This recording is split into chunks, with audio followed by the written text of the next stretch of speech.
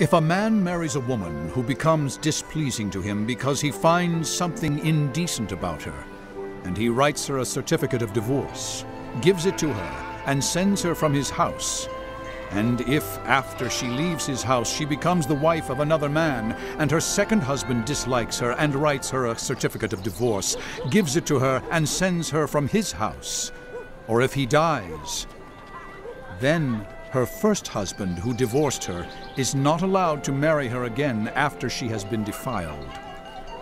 That would be detestable in the eyes of the Lord.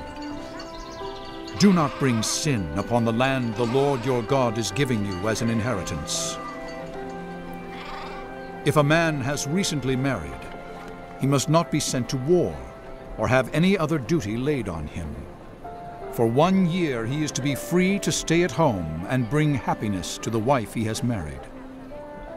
Do not take a pair of millstones, not even the upper one, as security for a debt, because that would be taking a person's livelihood as security.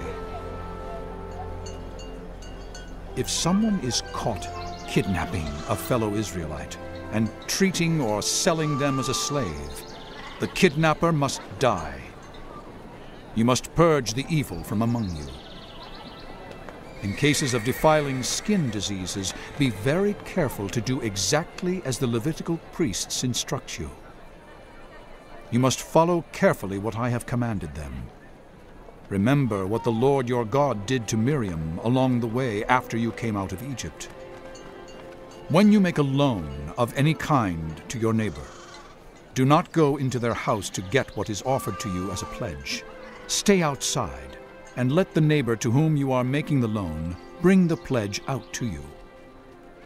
If the neighbor is poor, do not go to sleep with their pledge in your possession.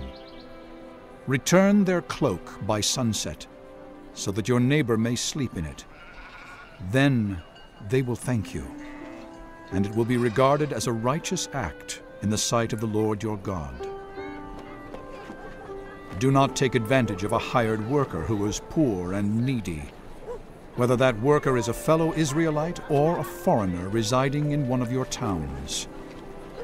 Pay them their wages each day before sunset, because they are poor and are counting on it. Otherwise, they may cry to the Lord against you, and you will be guilty of sin. Parents are not to be put to death for their children, nor children put to death for their parents. Each will die for their own sin. Do not deprive the foreigner or the fatherless of justice, or take the cloak of the widow as a pledge. Remember that you were slaves in Egypt, and the Lord your God redeemed you from there.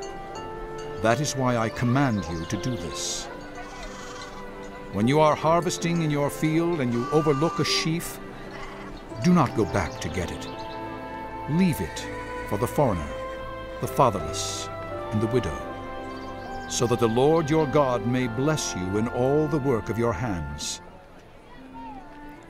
When you beat the olives from your trees, do not go over the branches a second time. Leave what remains for the foreigner, the fatherless, and the widow. When you harvest the grapes in your vineyard, do not go over the vines again. Leave what remains for the foreigner, the fatherless, and the widow. Remember that you were slaves in Egypt. That is why I command you to do this.